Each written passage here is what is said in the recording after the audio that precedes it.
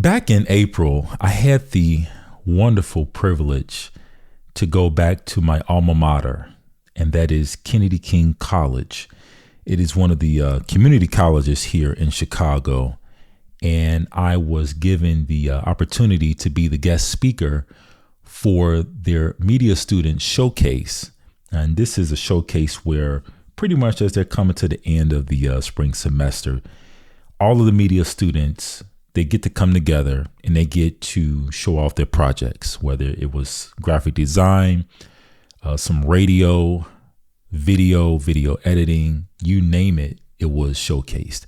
And it was a surreal moment for me because the last time that I had been on the grounds of Kennedy King College, specifically within the theater in which they had this showcase, I was a student. And so that's been over a decade. And so to be able to go back into this time, be able to pour into the students and to impart wisdom and knowledge and just my overall experience of working within the television industry, it was quite an honor. And one of the things that I wanted to touch on, and I didn't get a chance to for the sake of time, was I wanted to cover 4 different principles that has helped me in my journey of working within not only just broadcasting, but just life itself. And those 4 principles were preparation, habits, character, and speaking about the hardest step. And the hardest step is actually the first step. And again, like I mentioned, because of time, I wasn't able to really just go in and just take my time with those. But I had to kind of do like the express version of it. But after the program, I was speaking to a lady by the name of Marcella Jones. Marcella Jones is one of the gurus, the OGs, well-respected lady within local radio here in Chicago. And she actually was the one who had the idea and helped set it up for me to be the guest speaker at the showcase. And her and I was talking after the program, and I remember her mentioning how she was taking notes about a lot of the things that I said while I spoke. And she said, you know what, you should take that and turn it into a podcast. Do a podcast episode on it, because she's familiar with the Chosen Insight. And I said, you know what, that's a good idea. And so here it is. This episode is going to be based on that. So shout out to Marcella for pitching that idea. So today's episode, we're going to be discussing preparation. Why is preparation so important? And the habits that come as a result of preparation. And then our character. How is our character built?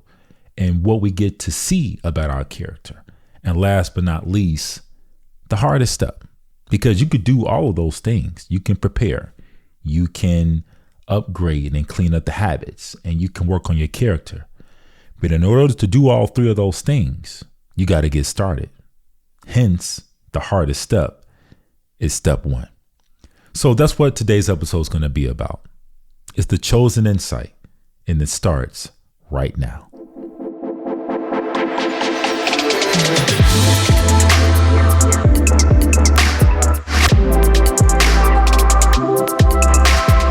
Welcome back to the Chosen Insight. I am your favorite videographer, Corey Brookins. Hope you are doing well. Hey, thanks for stopping by and getting a chance to take a listen to the podcast today. Hey, did you know that this is our 10th episode?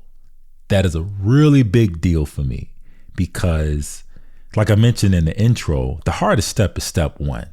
And so to get behind the mic and to be able to discuss different topics, to be able to just talk and no one else is in the room but yourself, and to imagine all of these people, sometimes 10 people, sometimes 5, sometimes on a random occurrence, 50, to imagine those amount of people listening to you, to just be able to listen to what you have to say. And to hope that it can spark some sort of insight, or they can gain some insight, and it can have some sort of positive influence on them. It's what really matters. So this is the 10th episode that we are doing exactly that. And usually on this podcast, some of the things that you have heard from me has leaned more on the religious side, Christianity, apologetics, talking about different things that pertains to the Christian faith and different topics, some things that may be controversial or things like that. But this episode in particular is going to be more so focused on principles and what we can apply in life in general. So hope you learned something today. And without no further ado, let's go ahead and get started. So as I mentioned in the intro, I had a chance to speak at Kennedy King College. That's my alma mater, class of 2012, the best class. And while I was speaking at the media showcase, I talked about 4 things.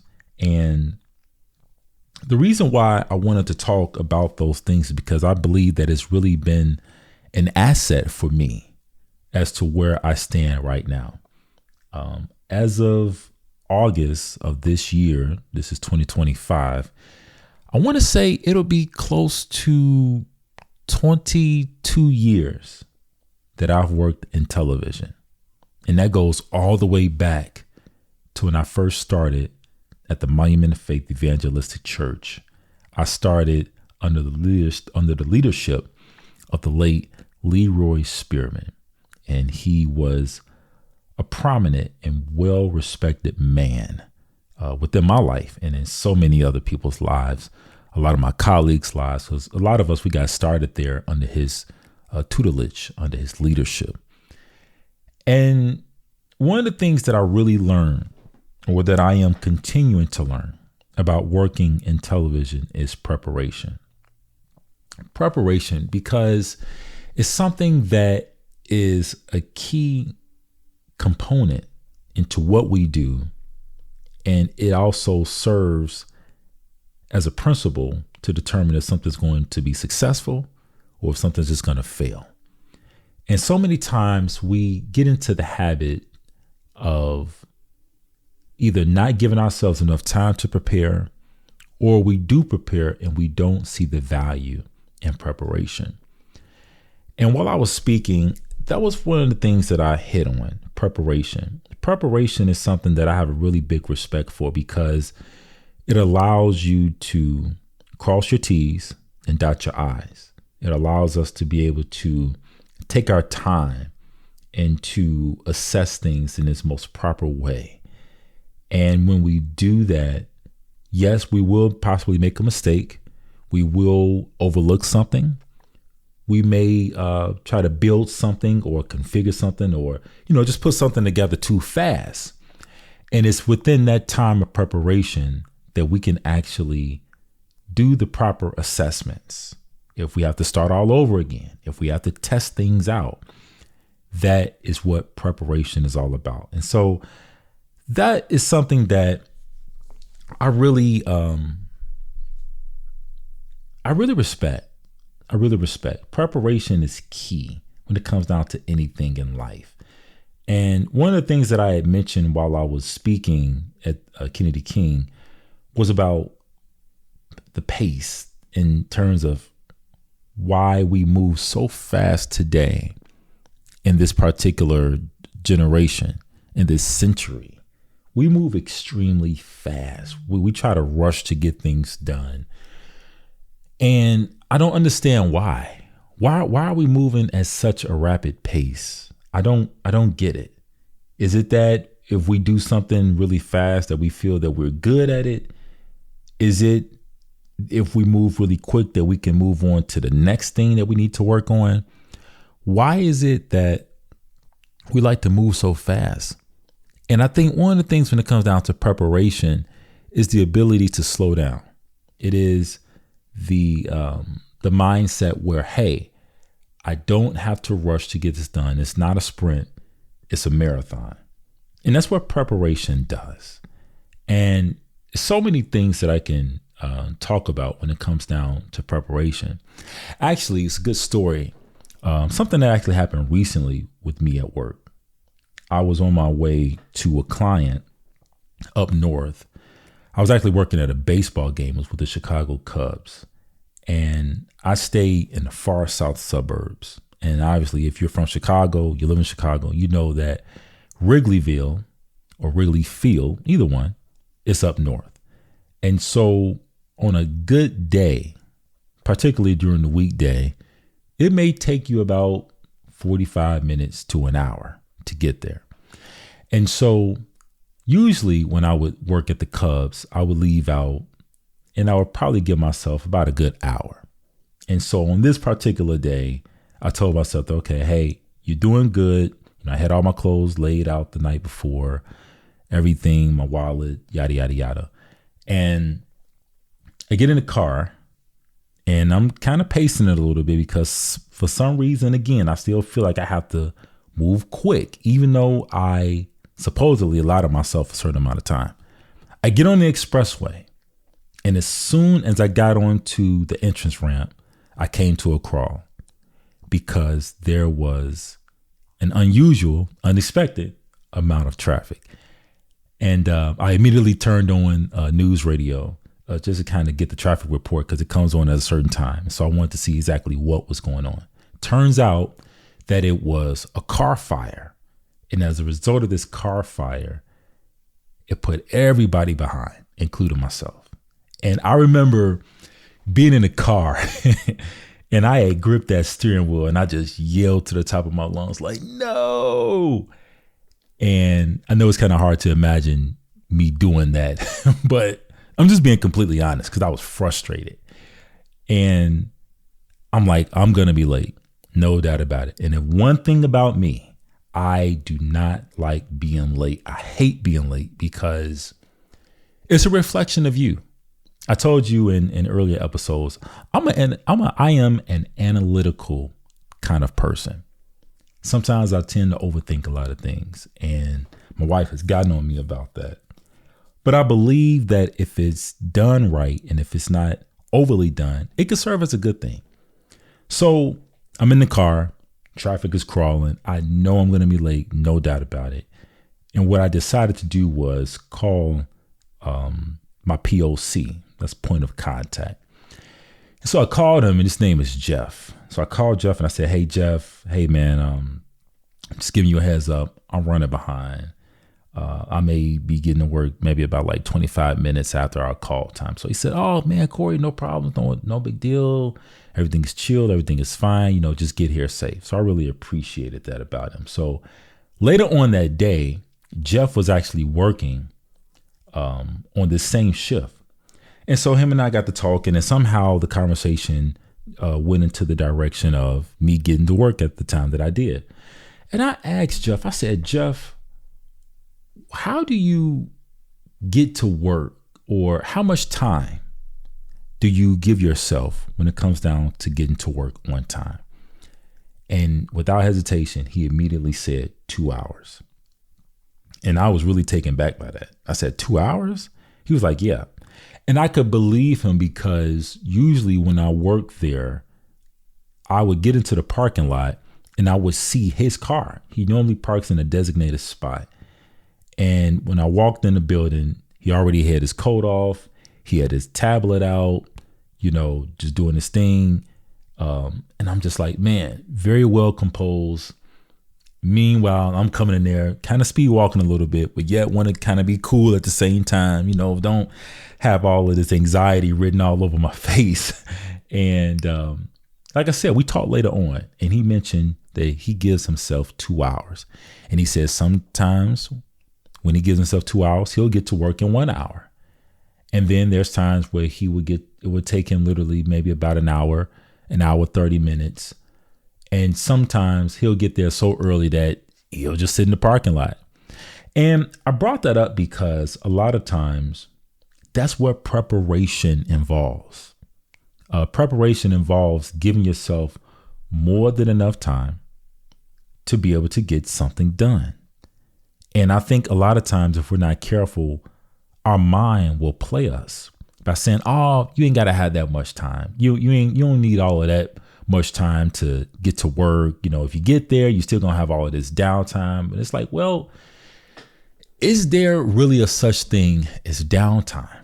Because there's always something to get done. And so if you get to work, let's just say an hour early, you can check your emails. You can get your coffee together. You can, if you like to journal, like for me, I keep a food journal. So that's time that I can work on my food journal. I can update it. I can review it. If I want to make a few phone calls, send out a few text messages, I can do those things because I gave myself the proper amount of time to prepare. And so ever since that day, I decided to give myself 2 hours, particularly when I'm working with this particular client. And the next time that I did that, it felt so good because I was able to literally take my time. I didn't have to be driving like a NASCAR driver, down the expressway, but I can literally just enjoy myself. I can enjoy the ride. If I wanted to listen to a podcast, I could do that. I didn't have to put on no fast paced music or no high energetic music to kind of match the vibe so I can get to work on time because I'm speeding. No, preparation starts with step 1. So it goes back to our hardest step. What is the hardest step? The hardest step is step 1. Notice I asked Jeff, what does he do to get to work on time? And every time I've worked at the Cubs, he's always there. Whenever I know that he's on schedule, he's always early. And it reminds me of a motto or a saying that my late principal from 8th grade would say. And that is, to be early is to be on time. To be on time is to be late. And that stuck with me ever since. Now, of course, I had my days where I would be late, obviously, with this example. But then there have been other days where I literally gave myself more than enough time. And so if you want to get to work on time, you got to be early. And so notice how it started with the most simplest thing. I asked the question. Nick Serrani mentioned this quote. He said, "You can't be great without the greatness of others." And I bring up that because I recognize that Jeff exemplified greatness by constantly being early. And so in order to demonstrate that, in order to mimic that, replicate that, I decided to do that. And I didn't wait for some sort of magical moment. I didn't wait for my feelings to be in the right direction and feeling good and motivated and anything like that. And I actually was motivated when he told me, what he does to prepare to get to work on time, to get to work early. But it still involved me having to take that step. I had to take that step. I had to make the decision. And I could not allow myself to wait on a good feeling in order to do it. So that's preparation. So let's move on to the next thing I wanted to discuss there at my alma mater, and that is habits. The habits. True success is not measured by wealth. It's based solely on habits. And so our habits tells us everything we need to know about ourselves, what we like, what we don't like, what we like to prioritize, what we think is not important. And speaking on habits, I can hear my trainer in my ear right now because we would have conversation a lot of times while I'll be working out with him. And one of the things that we would talk about are habits. And I remember him saying before that it takes what it takes. It takes what it takes. And that is where our habits are found. Whatever we're doing, whether it's good or bad, whether it's positive or negative, it is solely based on our habits. And our habits is the one thing that will tell us why we are in the situations that we are in. And so when it comes down to habits, the good habits in particular, again, you can't lean on feelings. Because if you wait to lean on feelings, sometimes you will never reach your goal. You will never accomplish the task. And speaking with the students, I wanted that to really be made known. A lot of people look at me and what I do within television, and they just think that I have some sort of secret weapon. I have some sort of magical formula. I must have some sort of like superficial, overachieving affirmation that I mention before I go to work. And the truth of the matter is, I don't. I'm an ordinary guy just like you are. And what I've come to the conclusion is the habits matter. What you don't think matters, it really does matter. And it's not that the man or the woman who is the multimillionaire or billionaire, the one who's constantly getting the awards and all of the accolades, it's not that they were born special. No, it's not that. But it's that they constantly work at cultivating the healthy habits. And as a result of those habits, that is how they receive those accolades. That is how they receive those awards. And sometimes if it is monetary, that is why they receive the status of wealth that they have. It's because they're constantly working on their habits. So what are some of the habits that we're talking about? Well, obviously it's preparation. Preparation is one of them, getting up early. One thing that I had to do with myself is whenever I know that I have to be at work early or even in the afternoon, I look at my call time whenever that is sent to me, from the client. So let's just say if I'm told that I have to be at work at 12 noon. What I have done now is I use this formula called mathematics. I do a little bit of math and I'll say, okay, if I have to be at work at 12 noon, I need to give myself 4 hours prior to wake up to set my alarm. Okay. So if I have to be at work at 12, that means that I now have to get up at 8 a.m. I have to get up at 8 a.m. I can't get up at 8:05. I can't get up at 9. I have to be up at 8 a.m. because I have a series of steps that I do that helps me to prepare for the day. That's getting up. That's reading the word of God. That's, making time for God, my devotion, prayer, reading the scriptures, getting my mind right. Then from there is checking my emails. After checking my emails, okay, now I have to pose.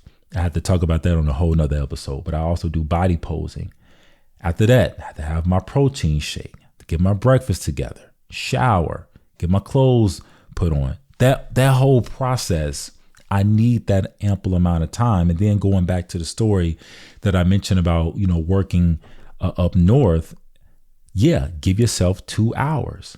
So those are habits.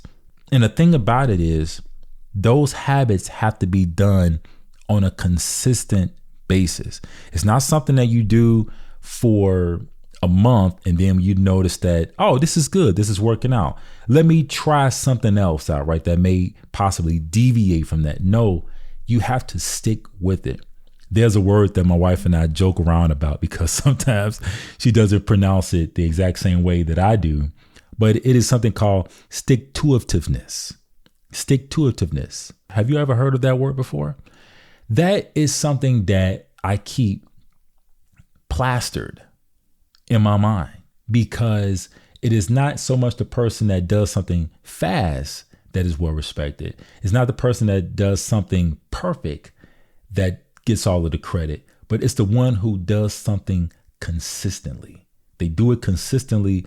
And over time, doing it consistently, you become better at it. You become more proficient at it. You are now, you're just doing it with ease compared to the person who may just be getting started with it. And they may be having bumps and skips and, little hiccups throughout the process. So habits is something that is really important because at the end of the day, you choose your habits. Your habits don't choose you, but you choose your habits. And it again lets you know what you take value in. So those are the habits. Let's talk about character.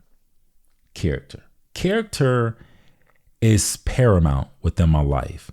And one of the reasons why is because of what God has said within his word. Scripture tells us that a good name is better than choice riches. A good name. And that good name is solely based on your character. And one of the things that I stress to the students and some of the other individuals that was in the audience And that is how people remember you solely based on your character. They remember you based on your character.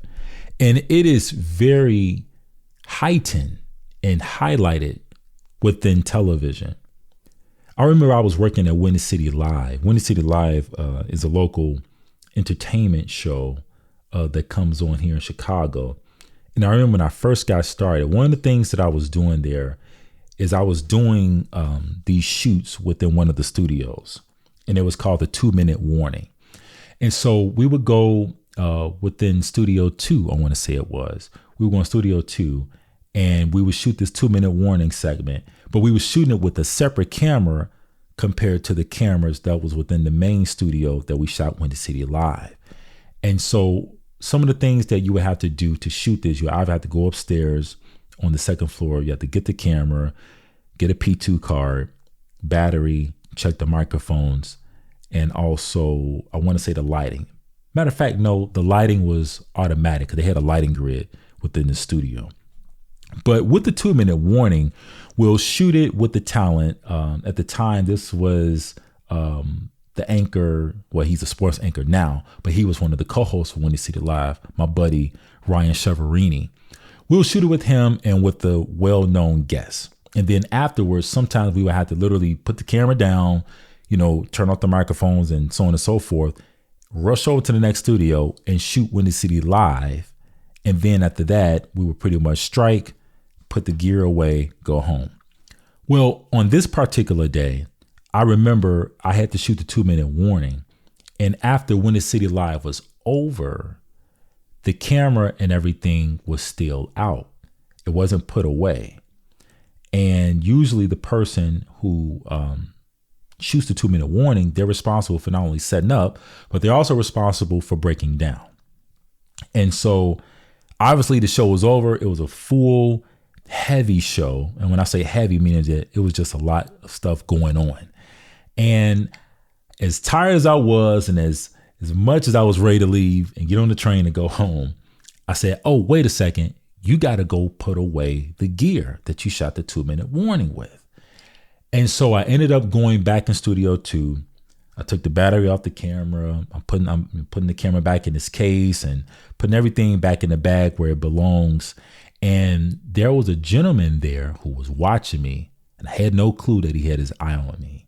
And he was one of the OGs there at the station. And so I remember him coming up to me as I was done, and he said, I watched what you did, and I want to let you know that you did a good thing, because a lot of guys around here, they'll just leave the equipment there and just leave. But you took out the time to put everything back, and I want to let you know that that's respect right there. I could respect a guy like you for doing that. And when he said that to me, I was really taken back, because this was a guy who I thought had a problem with me. Whenever I would see him, his demeanor was really aggressive. I wouldn't see him smile a lot. When he would talk, he would yell a lot of times. And turns out, as I got to know him, that he was a fine gentleman. And I found out why he would talk loud, why his demeanor would look the way that it would look. And to hear him say that to me, and mind you, this was my first time really speaking with him. And I was one of the new guys on the show as far as the crew was concerned. And that really spoke to me about character and how people are always watching you, even when you think that they're not. And it also ties into the other principle that we just spoke on, and that was habits. Constantly building those habits, maturing them, tweaking them, maturing them. And one of the habits that I had at that particular time of my life was, if you set something up, you also got to be the one to tear it down, or not tear it down. Sometimes when I use certain phrases, it's geared toward television, and I got to really work on that. But if you was the one to help, set something up, you should be the same person to help complete it and put it away. It's almost like what you tell your kids, put it back where you found it. If they got their toys all over the place, and I'm dealing with that right now with my 3-year-old, before we put her down to bed, I will tell her, I'll say, Zoe, did you find that toy right there? And she'll say, no, daddy. And I'll say, okay, put it back where you found it. And that was the same principle that I had on that day. Just constantly making the proper decisions. And so that's character. People always remember you for your character. If you get into a door, if you're blessed to make it on a particular job, or someone calls you to do a particular project, or to handle some sort of task, some sort of gig, whatever it may be, they look at your character. They study you. And a lot of times people study you without you even being aware of it. They watch you for months, sometimes for years, before they even make the phone call. And I can't begin to tell you how many times that people have reached out to me to get work done, videography or live production. And a lot of times they will tell me within the conversation, I've been watching you. I seen what you did with so-and-so, or I saw the work that you did on the so-and-so show. And I really like your work. I love your work. And I'm not saying all those things in an arrogant way, but I want to bring out the example of character and why it's so important that we must continue to fine tune, to adjust, and to improve on our character, because it is our character that defines our habits, and it is our character that helps set the proper value and effort of our preparation. The hardest step is step one, and that's what I want to end with. All of those things are important, and I'm sure while listening to this episode so far, your mind is going. You're probably thinking about, okay, how can I prepare better? How can I improve my habits? Is my character good? What are people saying about me? How do people see me? If you're thinking in that way, that's a good thing. That was one of the things that I was expecting you to do. But after saying all of those things, it still causes you to make a decision. The hardest step is step one. We can think about all of those things. We can think about how I can prepare better. We could think about the habits that we have right now, the habits that's causing us to win, or the habits that's causing us to lose, to fail, to not perform as good. Our character. We can think about all those things, and it's good. But if it only stays on the thought level and you don't execute, then it becomes meaningless. So the hardest step is step one. You just got to do it. You just got to do it. You got to pick that one thing that you do so well, or you ultimately begin to do so well, and just become consistent at it, day in and day out. I like what Todd Graves is the founder and CEO of Raising Cane's, the famous chicken finger restaurant. I like what he said. Todd said, lock in on what you do exceptionally well, and then execute it every day, day in and day out. That is how you win. And that is what those 3 steps, along with just making the first step, that is what it will cause you to do. That is how you win. Doing it when you don't feel like it. Getting up early when that bed feels like it got its claws on your body, just pulling you and sucking you in. That is how you're able to constantly evolve, grow, and to be exceptionally well at what you do and executing it with no feelings attached. So I hope that this episode resonated with you. I hope that it challenged you, and I hope that you found some chosen insight along the way. We are on social media, The Chosen Insight. We are on Instagram. We're on Facebook, and we're also on YouTube as well. We're visible. We're present. We're still growing. And I'm, again, so thankful that you was able to join me on this 10th episode of The Chosen Insight. We're going to continue to keep pushing out more and more. And I would be remiss if I did not drop the fragrance of the day, or the scent of the day, as some people would call it. So what is the scent of the day? Here's the funny part. I don't have no fragrance on right now. Isn't that shocking? Yeah, I know. I don't have no fragrance on at the moment, but today it's sunny outside. It's a little chilly. So I'm probably going to lean with something a little bit heavier, a little bit more woody. And I think the one that's just popping up in my hair right now is going to be, man, it's so, I got so many to choose from. And sometimes I become torn. And it also really just depends on the mood that you're in. And so today I'm feeling bright, feeling good. I feel accomplished. And so I think today what I'm going to wear is I'm going to wear Louis Vuitton's Imagination.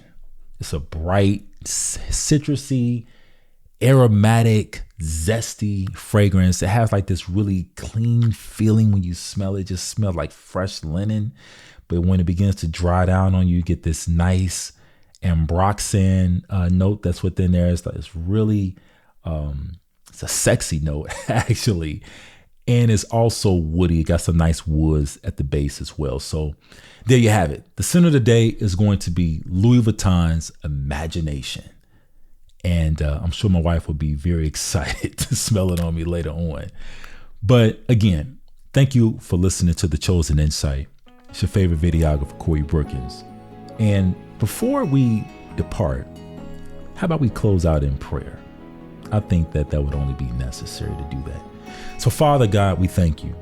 Thank you so much for this time. Thank you for the listener who's listening on the other side of those speakers. God, I pray that what was said today will resonate with them. I pray, Lord, that they will find you in each and every single one of those steps, God, because the truth be told, you are the one that has instituted all of those steps. You are the God of preparation. You are the God who gives us habits. You are the God who believes in character, good character. And you are the God who also ordered our steps. You said in your word that the steps of a good man are ordered by God, and he delights in those ways. So God, help us with the first step. Help us with our character. Lord, clean up and polish our habits. And God, while you're doing that, help us to see the significance, the importance, and the value of preparation, God. And Lord, we know that you will do it because I believe that it is according to your will. We thank you for this, God, and we give your name the praise. In Jesus' name, thank God and amen. Thank you for listening to The Chosen Insight. And remember, don't just get any insight, but get The Chosen Insight. Take care.